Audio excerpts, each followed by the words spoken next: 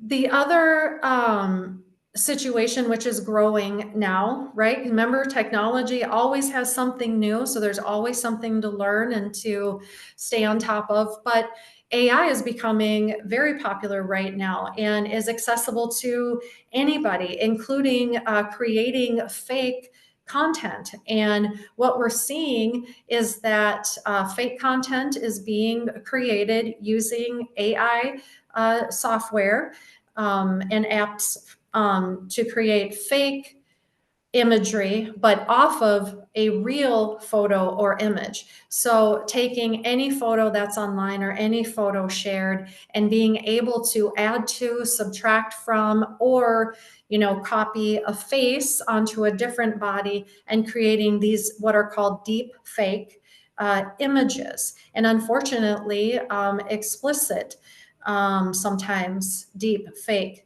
images. And already, even though it's relatively new, 1 in 7 teens have reported being victimized by a deep fake nude, meaning somebody created an image of them that isn't really them but looks like them. And 1 in 8 knows somebody that's been targeted.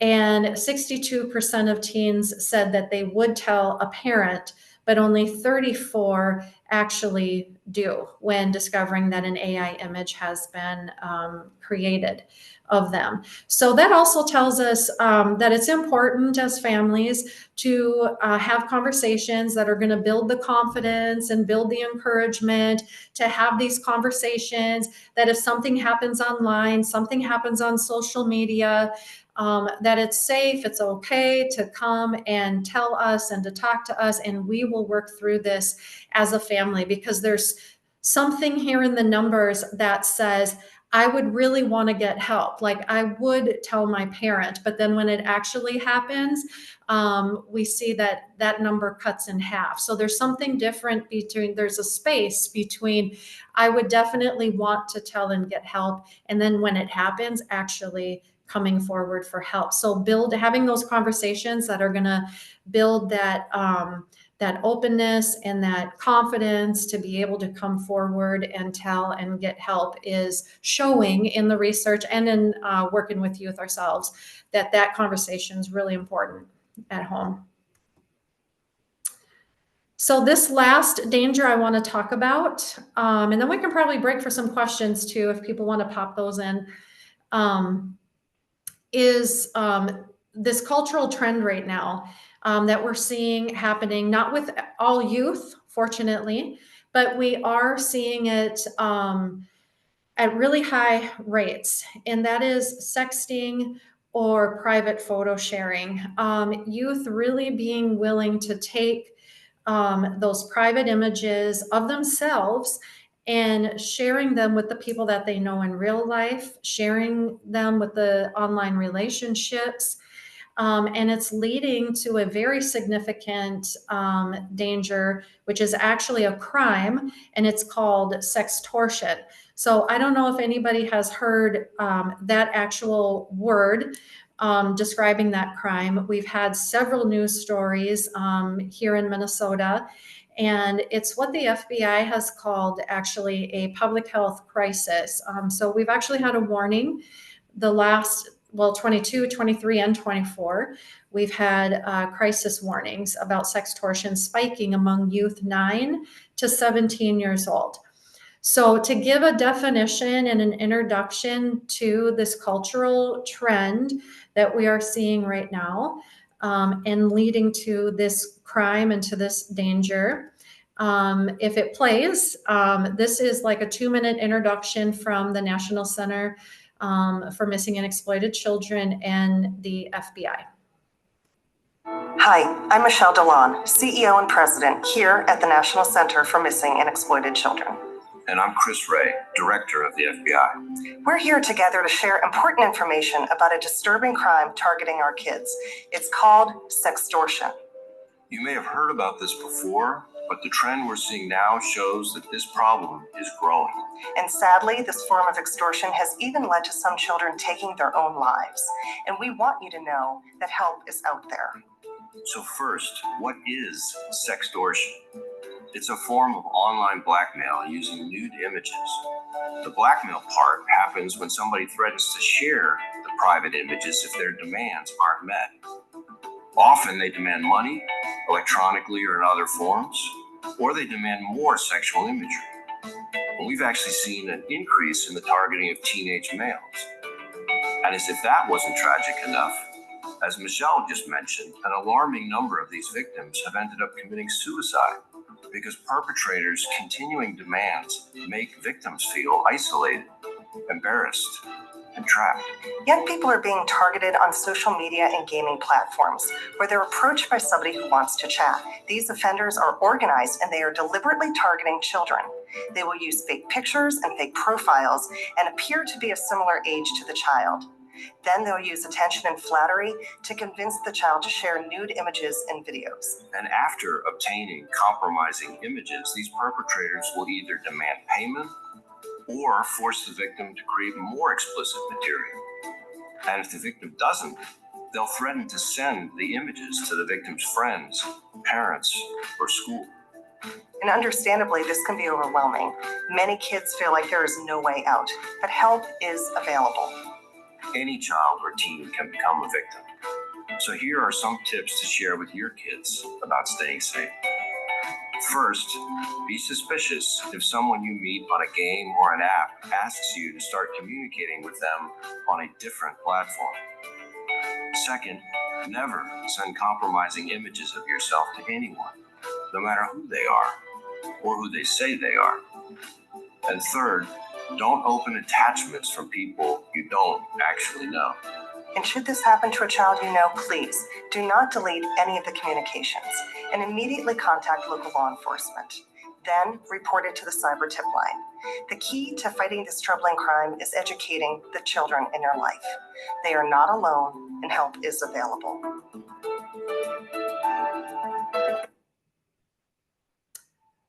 Okay, so the definition, it can seem like maybe many of you or most of you have heard about it or seen a case on the news. And for some, it may seem like, this pretty serious thing that is hard to imagine is happening. But like they said, unfortunately, it is happening, and it's happening at some pretty significant rates. And the people that are asking for these images or even sometimes threatening for these images are very convincing. And sometimes it's with people they know in real life or people they think they know online. And we, one of the youngest kids that we were able to be to help and support the family was third grade, and it was done as a joke. It was done as something funny. Wouldn't it be funny if? And thinking that it was another third grader. And so just being silly or as a joke. And of course it wasn't another third grader. It was, a grown person, a grown man that was pretending to be a third grader online. So there's different tactics and tricks that are being used. And the definition is once they get a photo, using that photo to then threaten exposure of that photo if they don't send money or more images or content. And like they said, it's important to know that this is a crime to solicit, to have, or to threaten to share explicit content of a person under the age of 18. That can be the crime of sextortion, which is a felony. And there's help, and there's hope, and there's resources that are available for youth or kids that have had this happen. This quote up here, "This can happen to anyone," was from a teenager that we were able to help as well and provide some crisis support and some ongoing support too. She met somebody on Instagram, wonderful teenager, wonderful person, wonderful family, great student. Just really thought that this was a legit relationship.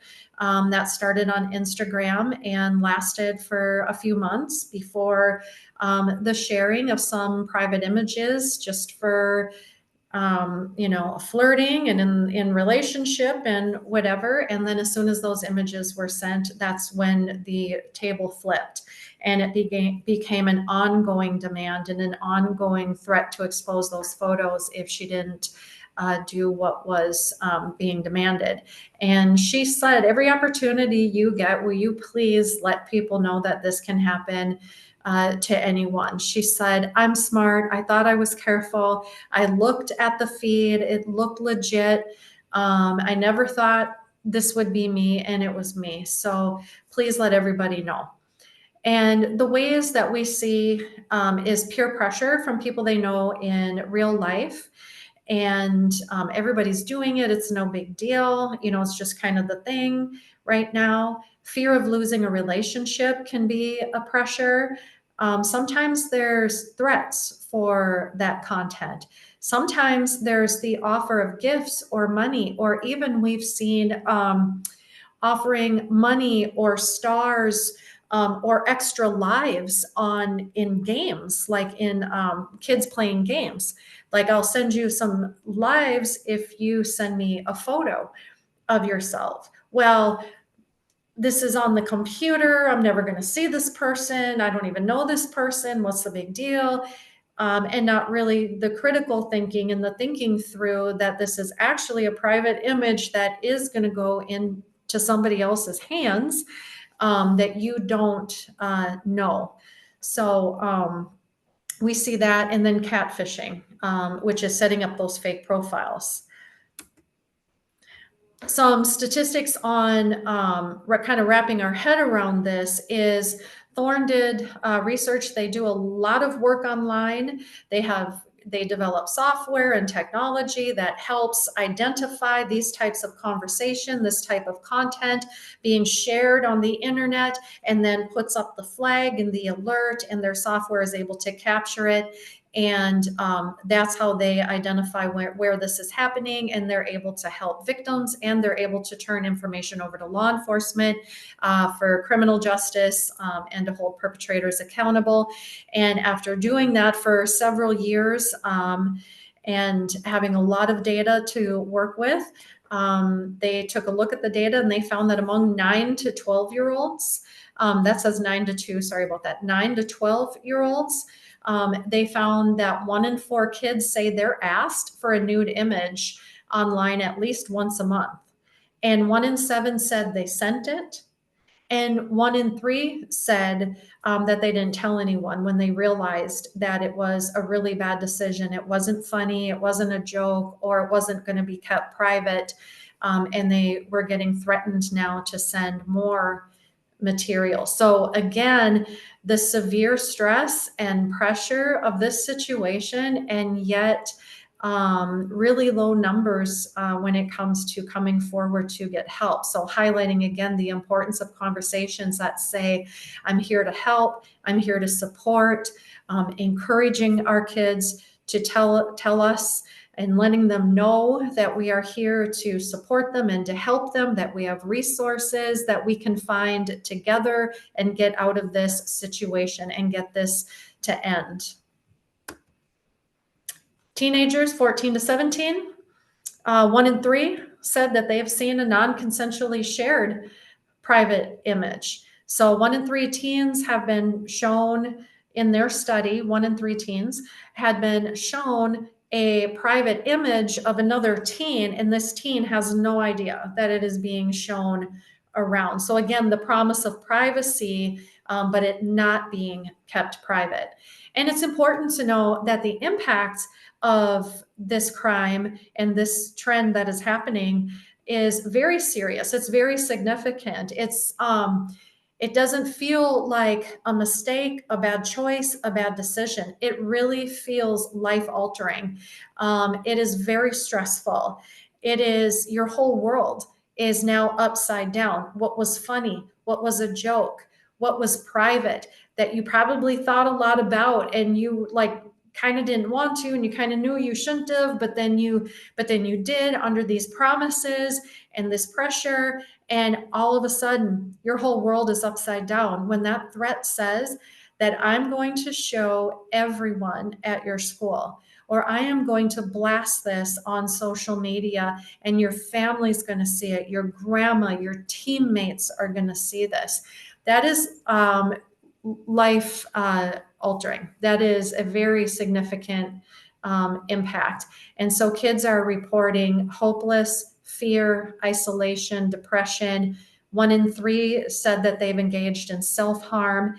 And nationally, we've actually had 45 deaths by suicide in the last 18 months as a result of this particular danger that is happening. So very significant impact, which is also something to be aware of if we find out that there might be a situation happening online that we need to help with. The secrecy and the isolation, you know how we see our numbers so low about kids of all ages being willing to come forward and to get help? You know, these are the reasons. This is what they talk about. This is what they need help with overcoming in order to be willing to come forward and get the help. And one of the things, to highlight with families is the fear of getting in trouble with authorities or with the parents. It's really sad to me, but it's also, just a common fact that kids are really worried about losing their phones, losing their devices, losing their access to communication with their peers and their peer groups, and all the things that we use technology for. And it's really sad that the fear of losing that type of connectivity over the fear that is happening in their life with this situation and being willing to keep it silent is kind of a sad dynamic. But today, technology is such a big deal. It's how we learn. It's how we connect for a lot of good reasons, as well as, some of the dangers that we're talking about. As far as getting in trouble with authorities and law enforcement, if they send a private image and come forward to law enforcement for help if they're getting threatened, if it is being shared without their permission, then in Minnesota and the law enforcement that we work with, treat that youth like a victim of the crime of sextortion, and there's resources and there's help available. And there may also be, depending on the circumstances, some criminal justice and accountability for perpetrators as well. But coming forward to get help is a way better risk than staying in that situation. So again, just the encouragement of having open conversations and a willingness to talk about this stuff and to let them know proactively what our response is going to be. We're going to have, if anything happens online, we're going to have a lot of responses, right? We're going to have a lot of things come up.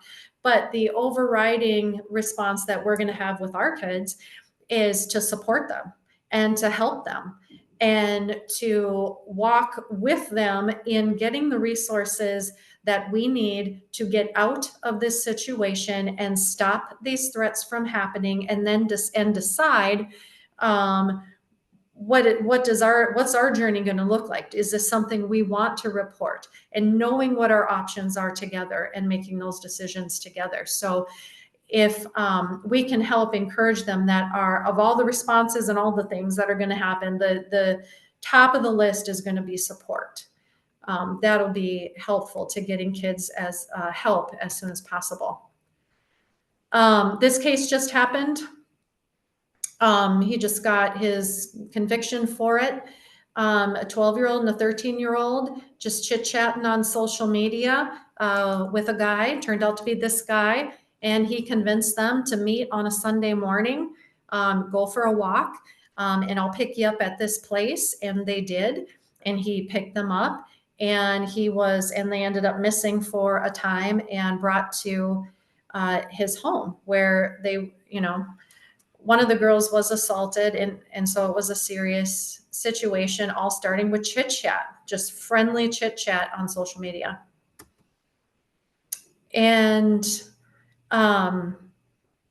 This case here, and then I think we'll pause. This is, I think it'll be a good after this case right here. This kind of summarizes an actual case with a teen. And then we'll pause for some questions if we have any, or comments or discussion. And then we'll get into tips and tools. This all-American teenager fell victim to a sextortion plot. Now his devastated parents are speaking out to Inside Edition. And that life that he knew it was over in his mind. 17-year-old Jordan DeMay was homecoming king and popular at his school in Michigan. Like a lot of teenagers, Jordan started a flirtatious relationship with what he thought was a pretty young woman on social media.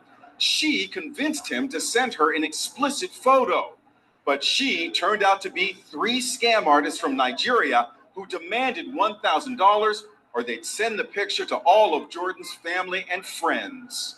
Just pay me right now and I won't expose you, the lowlife wrote. Jordan sent all he had, $300, but the bad guy demanded more. In desperation, Jordan told the extortionist, "I'd kill myself right now because of you." "Good," came the reply. "Do that fast, or I'll make you do it. I swear to God." Jordan shot himself to death. I spoke to Jordan's parents, Jennifer Buda and John DeMay. It's an absolute tragedy that 3 men from the other side of our planet came into my home, which was secure, while I was sleeping, and murdered my son. There is nothing we could do about it. The rates of sextortion are skyrocketing. Helene Weiss is a cybersecurity lawyer. These scammers have become so prolific, they're hacking into profiles that are not that young pretty girl you think you're talking to. It's actually a scammer 7,000 miles away. The DeMays have a message for parents everywhere. We have been urging parents to have conversations with their children that this act of sextortion is out there.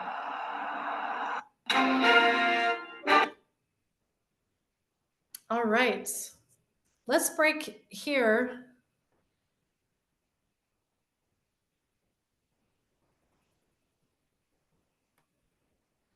See if there's any questions or anything that have come in, or just any conversation in general. And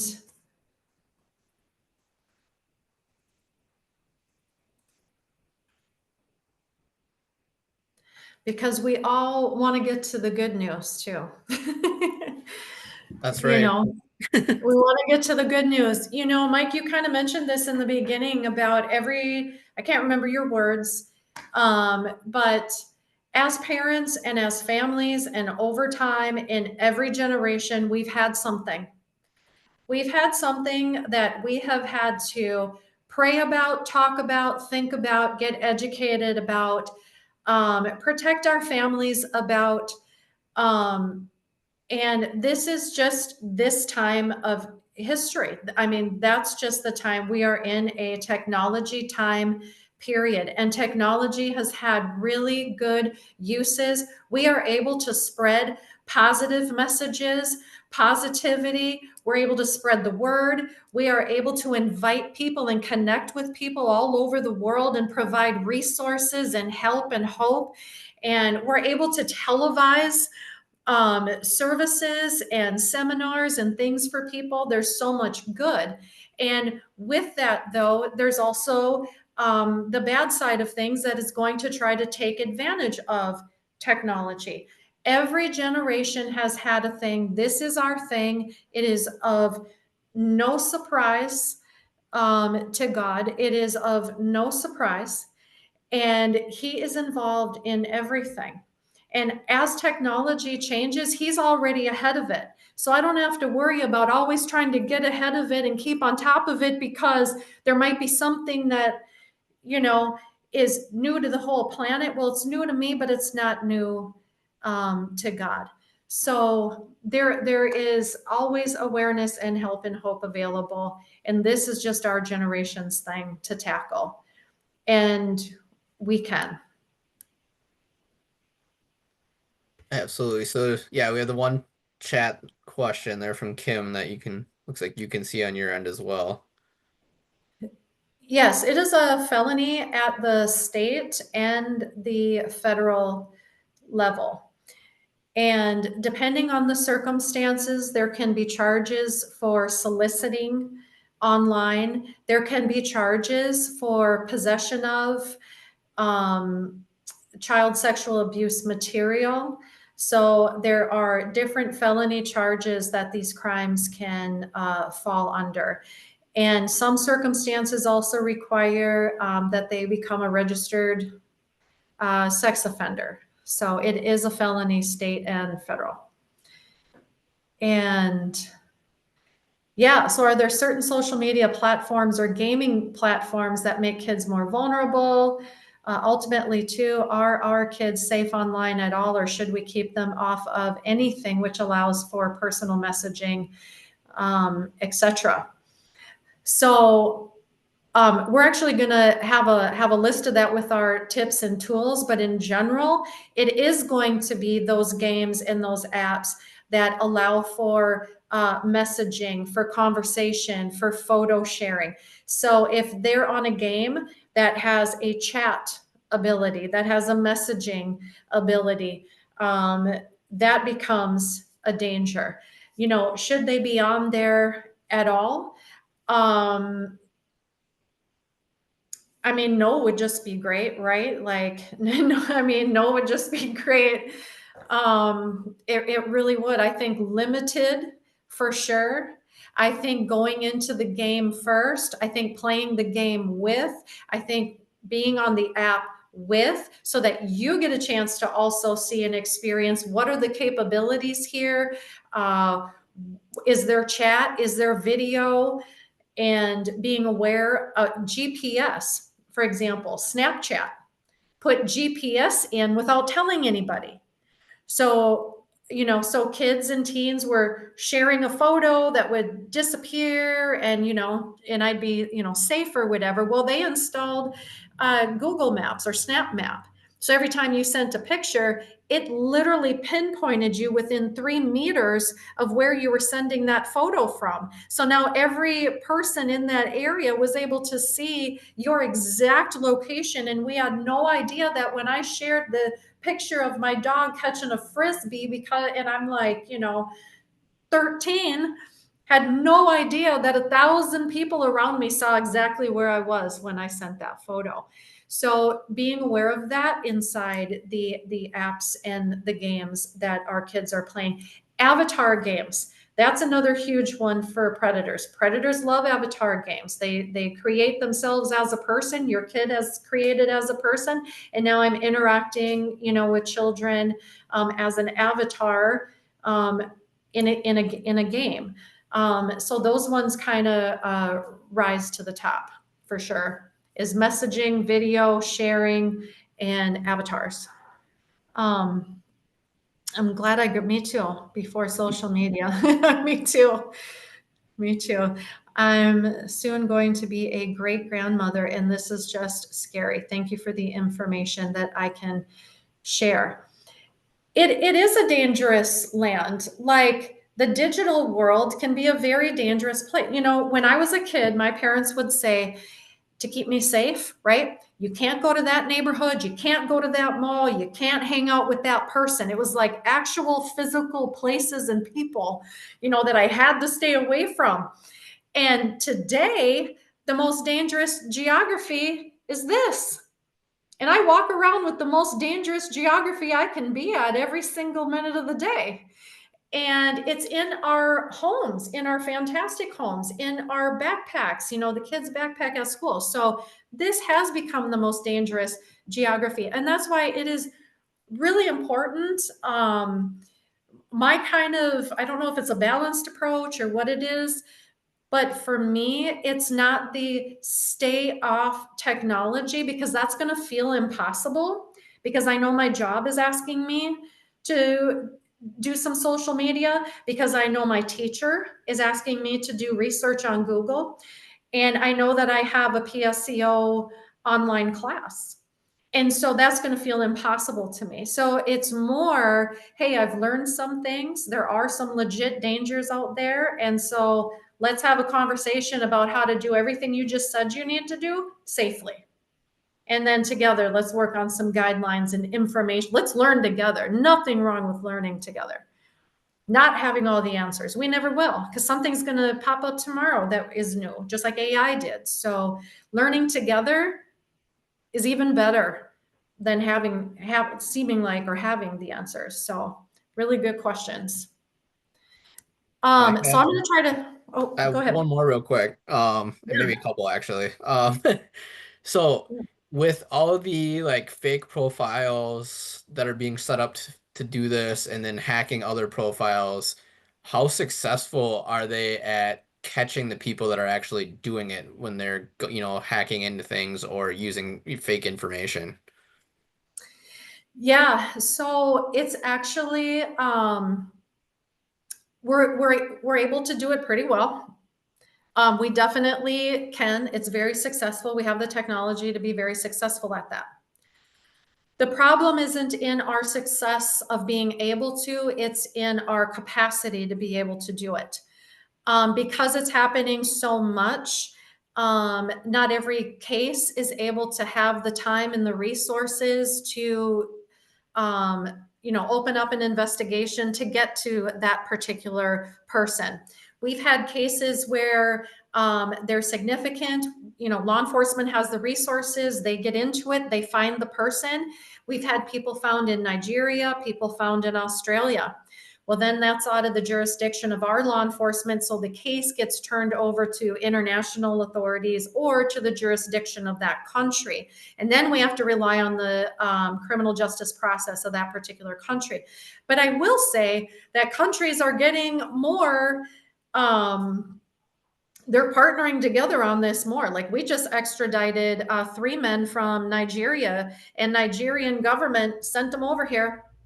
They were caught as running a sextortion scheme against teenage boys, and case opened up in the United States, and Nigeria sent them over here, extradited them to our country for prosecution and prison. So there is more international cooperation, and that's because this is a really big deal. The effects of this are huge. So in criminal justice world, we have the misdemeanors and the gross misdemeanors and the felonies. And this is one of those things that is a felony, and it has a significant impact on the victim. So there is more resources and more collaboration internationally to bring justice. Awesome. All right. Should we go to tips and tools and things we can do? Absolutely. I am gonna do my thing here. Clicking, ta-da. Are we there? You see? Yes. Let's prevent and protect. Okay, perfect. All right, I'm gonna hide that. All right. So here's that list. These are the ones that have been deemed at the top of the list for where predators are hanging out to reach our kids, but also other youth that are soliciting other youth at school, boyfriends, girlfriends, friends. If you really like me, you would. So sometimes it's people we know, sometimes it's people we think we know, and these are the ones at the top. So this list starts getting long, and we're like, oh my gosh. So like Roblox is always at the top. Any avatar game is at the top. Snapchat, Instagram, and then interestingly enough, all the teens used to be on Facebook until all of us got on. Whoop, whoop. Then they all took off and they went somewhere else to Instagram. But interestingly, when people with bad intentions are meeting teenagers on Instagram, Snapchat, TikTok, these other more popular platforms, a lot of times they're asking them to transition over to Facebook. So Facebook still remains on the list.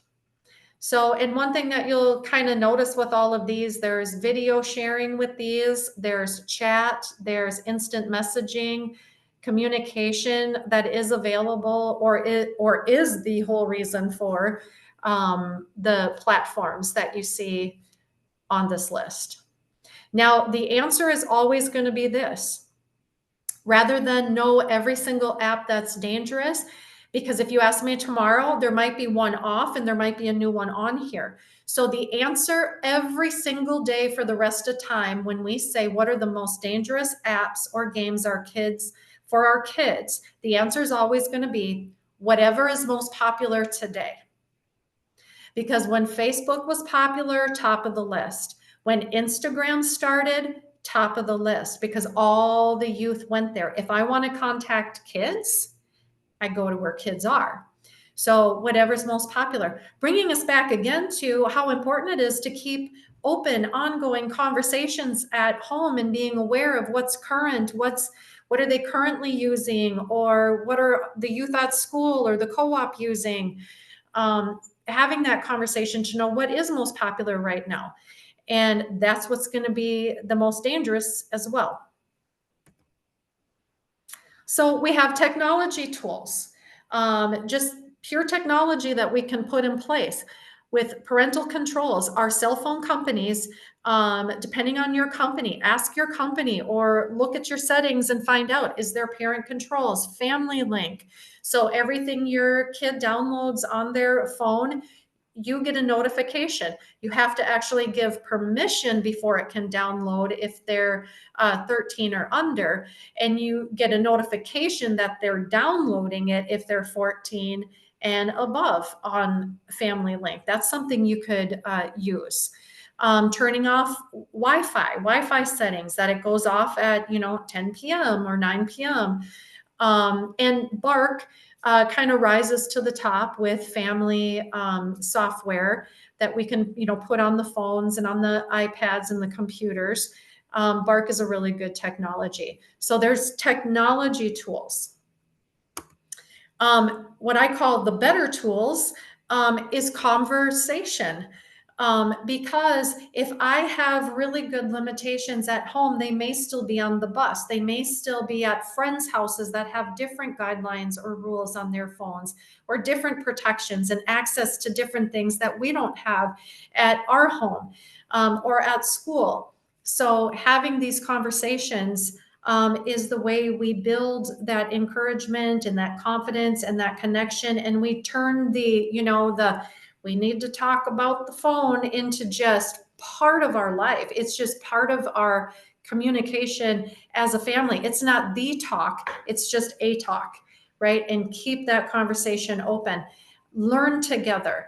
You'll see those 3 on there if you want to take a screenshot or something. Kid Smarts is from the National Center for Missing and Exploited Children. They have different animated videos, so it's really focused for those younger ages, the grade school ages. You watch a little animated 7 or 8 minute video together and then talk about what the safety tip was together. Thorn.org is the organization that had some of the research that we talked about earlier. There's some parent resources on there. There's youth resources on there. Look up something together, learn a definition together. What's the latest safety tip being recommended? Is that something you already knew? Or is that something we should start doing, learning and talking and implementing together? We have a YouTube channel which has recordings of past conferences and seminars, material that's really good for parents, grandparents, pastors, teachers, youth service providers, as well as teens and parents together. We have a sextortion video on there from one of our past conferences where it was open to parents and teens, and that conference sold out. We ran out of capacity at the venue. So it was highly attended. And I say, take a look at that together to kind of learn the truth about it, what's happening, how serious it is, and say, did you know that? Or have you heard of anybody that's, been affected by that you know of? And did you know there's resources? Have the conversation together. keeping ongoing communication at home, walk through scenarios. If somebody asks you for a private image, what do you think you would do? Or, because thinking ahead and in advance helps when you feel like you're under that pressure. So if we kind of talk now about what would be a good response, they can feel more prepared if something happens, and encouraging them to tell that you're there to help and support. Monitoring conversations, making a family contract. I always think that's the way I look at it. I always feel like it helps. It's turned out better for families, looking at it not as here's the rules regarding this thing, or you lose it, versus I've learned some things, some things, there's some guidelines we need to have in place to stay safe. And framing these digital devices in the context of protection, not privacy. A cell phone will never be private. It will never be privacy. This is not a journal. This is not, what I wrote in, and then I had this little teeny tiny key, back in the 80s, and I locked it, and, nobody got into my journal. This isn't private. Anybody in the whole wide world has access to our kids on this thing. It's never been private. It never will be private. It's more about, here's a device that comes with some guidelines for your protection. Keeping it private against me doesn't make it private, because 8 billion people still have access to you, just not me. So kind of helping change our language so that they understand as well that what this conversation is about, and what this device is about, can be helpful. Being aware of our kids' vulnerabilities, again, just family conversations.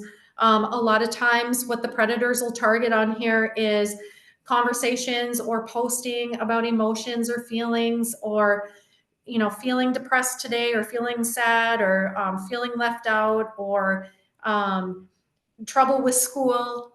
Sometimes, this kind of becomes the open platform for some of our struggles.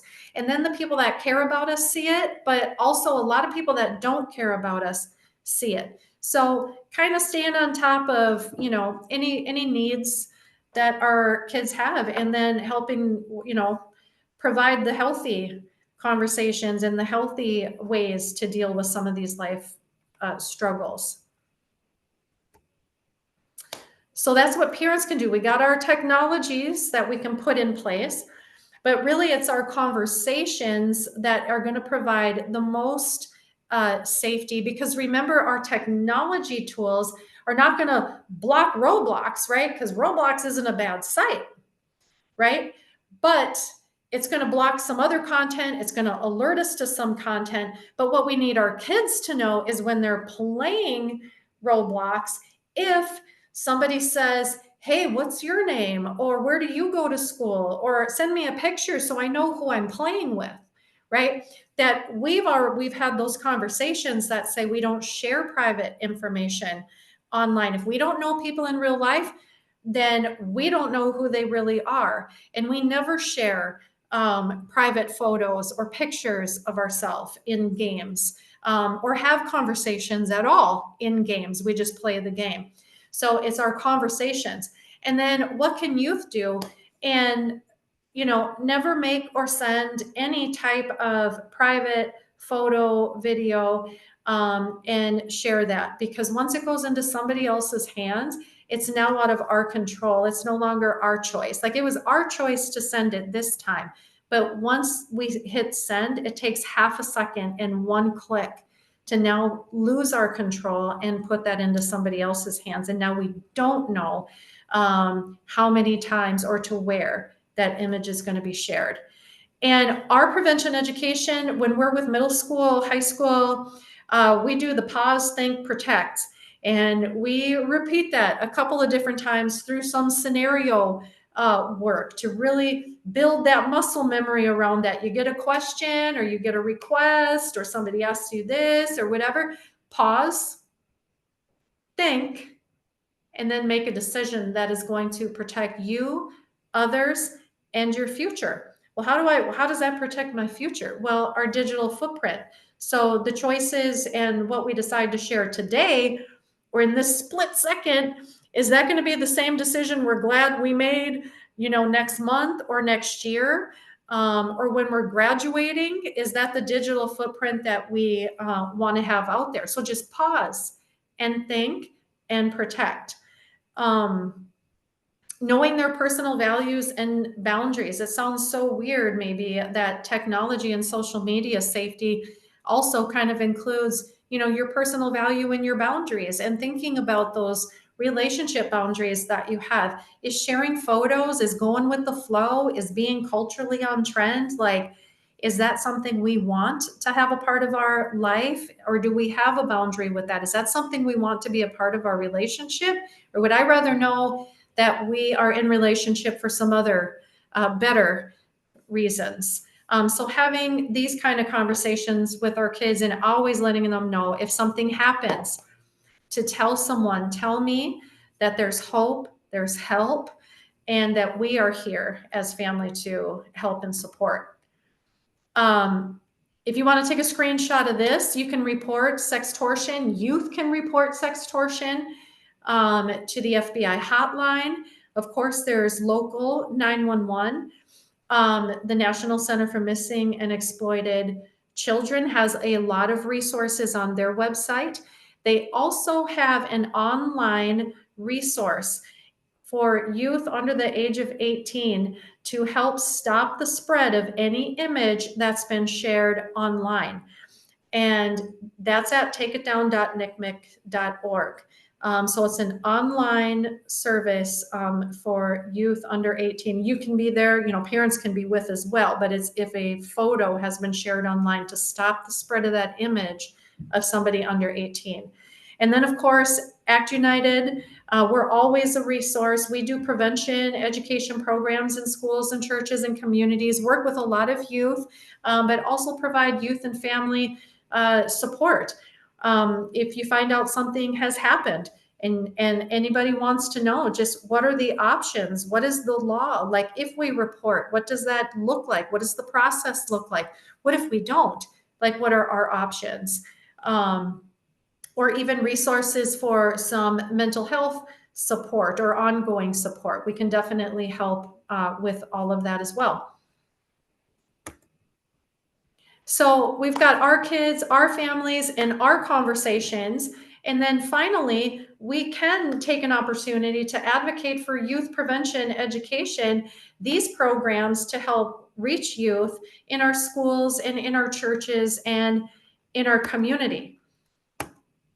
So for us at Act United, what we do is we have an online safety class, 35 minutes, totally interactive, super fun, without losing, super serious, and a lot of repetition. I actually have one sitting here.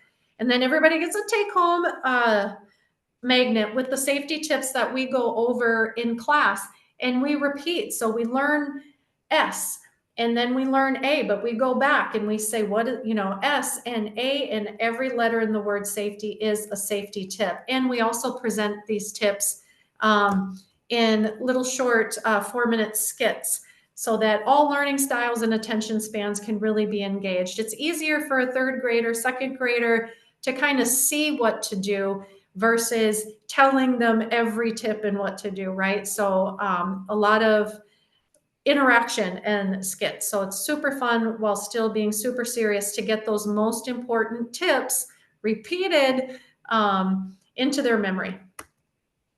And then Youth Aware is our middle school, high school, college campus curriculum program. We have a social media and the dangers of private photo sharing program. And then we also have what is trafficking and how youth are leading the movement to end it program.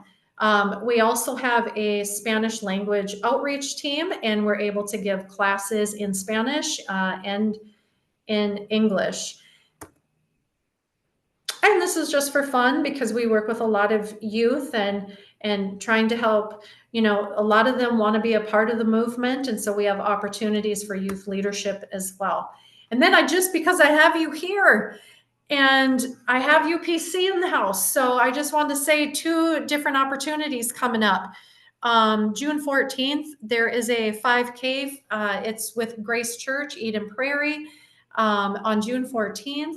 And proceeds from this race go to anti-trafficking organizations in Minnesota. It's always a fun day. We're going to be there. And then we're looking for volunteers, 8th grade and up, for our Safe Summer Outreach Team, which is in June and July. We got about 10 different events, and we're looking for volunteers. You could sign up for one, or you could sign up for more than one. And we do the safety camps and some of the online safety stuff that I was just talking about too. But summer can be a vulnerable time. So we go out into the community and help reduce those risks and those vulnerabilities that can lead to, we just had a task force meeting today and we were talking about it, how a lot of organizations and police agencies see increases in some of these things during the summer months. So we go out and we create fun and healthy activities and even share meals and do safety classes. So wanted to leave you with that. There's always ways to help, and we are so happy to be here. So let's pause for questions. For the sake of time, did you notice like I started talking faster and faster and faster as time went on? Caught on that a little bit, but no, you did a great job of getting everything in for the sake of time. Can you see the chat on your end right now? I know Karen had a couple questions on there for you. I have to. There we There we go. go. Okay. Oh, I see way up there. Okay, so is it safe for us as parents to post pictures or videos of our children and their accomplishments on Facebook, social media, or can these perpetrators take our private photos, images of our children, and exploit them without our knowledge? Just to stop right there. Great question. Because can they take it? Absolutely. They can take a face, put it on a body that is not our kid's body. They can take the whole image. They can remove clothes, put on different clothes. I mean, AI can change any image at all into something. I still post. My account is private. It's only people I know in real life, and so I've got friends and family members that have a lot of people because it's who they know and who they don't know because they run their page a little differently. Because I will post some pictures. It's only people I know. It's Facebook. It's only people I know and it's private. My name's even a little different on my account. And I don't say schools. So like when my kids were in basketball, there was never the name of the school on the jersey. I would take my little whiteout, my little edit the whiteout. So you didn't know what school, you never knew what grade. And a lot of times I'd say my middle daughter, not like the name. And so I do use some precautions like that for safety. But the end of the day is they can take and use anything. So make your decision on what you feel is best and what you feel is safest and as private as possible, and being careful for any extra information like schools and different things in there, like locations of our kids, and make your best decision. Additionally, are we as parents making our children an online target by posting cute, beautiful photos of them in our social media? I mean, I guess, I don't know. I mean, it depends upon what cute and beautiful is, I guess. I know, I've got friends and they post really cute pictures and it makes me go, yikes, so it kind of depends upon what we mean by cute and beautiful.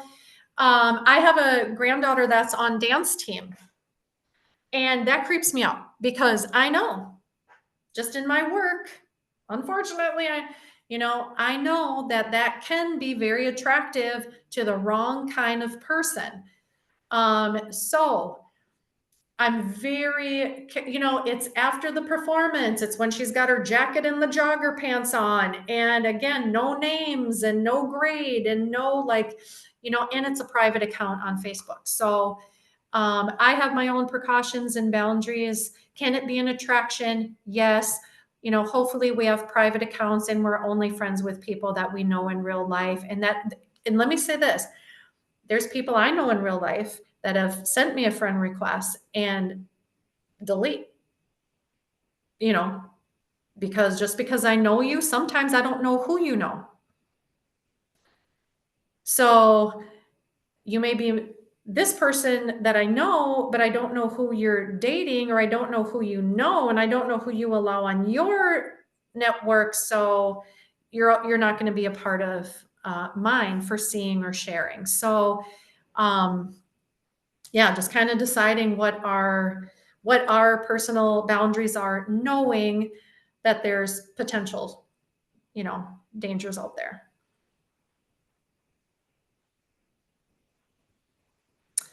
So I want to also send resources. If there's other, questions or whatever, plug them in while we're still sitting here. If you have any interest in volunteering as an organization, collabing on it, or know of any high schoolers or college students that really want to learn more about this space and how they can be leaders and culture changers, and they want to be a part of the outreach team and help, do outreach in the community and with younger kids or other teens. The majority of our team is youth. So, but we also need adults as well. So if you know of anybody, please share our information and I can send a follow-up email with a couple of things. I can send this digital form. So to just print and hang up, so it won't be the magnet, but I could send this digital email for the safety tips for home or for the classroom. If there's any teachers or home educators out there, I can send you that, and anything else that I'm making a little note to do that.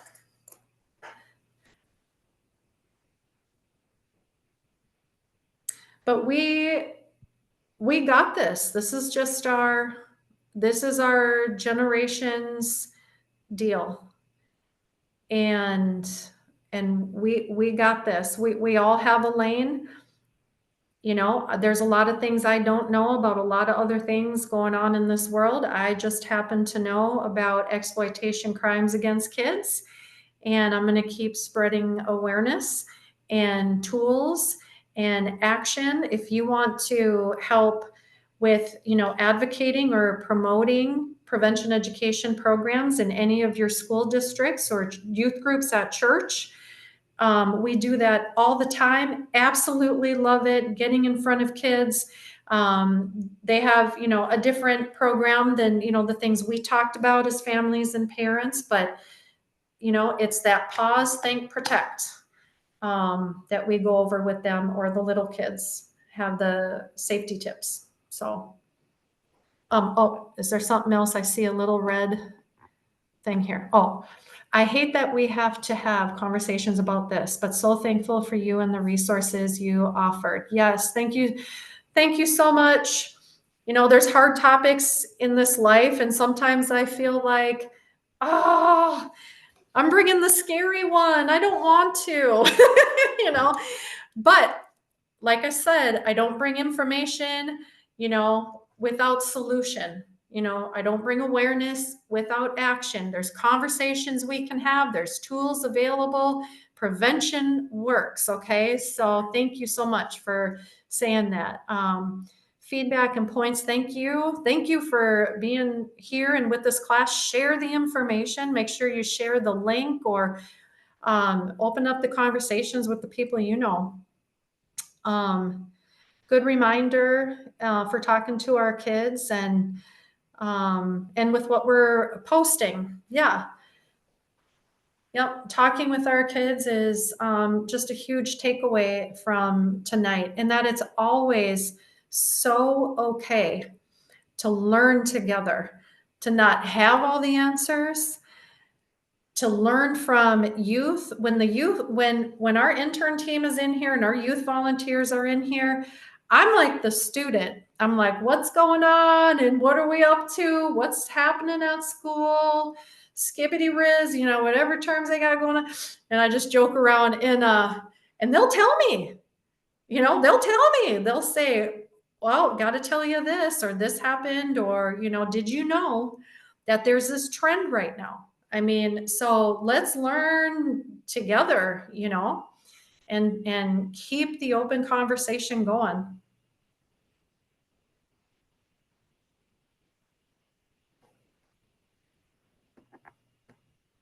Absolutely. Well, if we have no other questions, just want to thank Jessica again for being on here tonight. Thanks everyone else for being on here too and watching, learning. Please go ahead and share this information. We'll have a link out on the website. I'm sure we'll have pass something on to Jessica so they can post something out too. And then we will be back on June 10th to talk a little bit more about another tough subject, which would be child trafficking in Minnesota. So if this is something you enjoyed, just having this information, if it was helpful, pass it along that we'll have another webinar on June 10th to everyone. We'll put more information for that out on, unfortunately, social media. Everyone to gather and send out There's positives. some emails as well. But like you said, though, it's good for certain things, and this would be one of them to create awareness. So with that being said, I hope everyone has a great night. Go be with your families, and hope to see you guys back here on the 10th of June. Thank you, everybody. Thank you, Mike.